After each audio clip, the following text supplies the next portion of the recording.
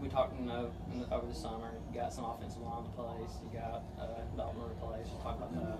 Yeah, the biggest thing, the biggest question marks for us offensively are replacing Peyton Nance, who was a 4-year starter center. Never from the 9th grade year, he played every game, and that's something that is hard to replace. And then Dalton Hyatt did such a great job. Both those guys playing in the SEC this year, and so that's pretty tough to replace. And then at receiver, we lost our leading receiver also. So we have three guys that made All-State last year that we got replaced, but we also felt like we got guys that can replace them. We got a lot of experience back, and some people back. Some people had to play more last year due to injury, which can benefit us this year.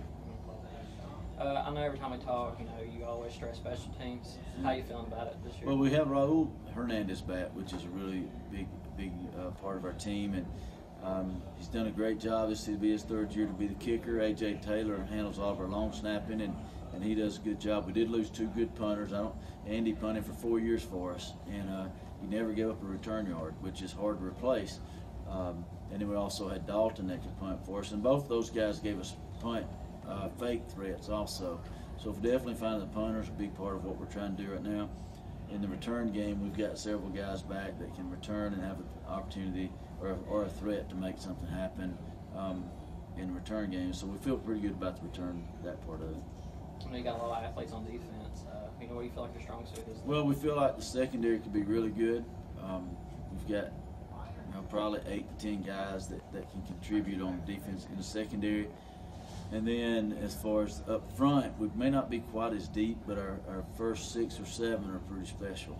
And we've got some guys that are going to be able to allow us to not have to play as much man-to-man as we've had to play in the past, because they're going to be able to get pressure on the quarterback with the front 4.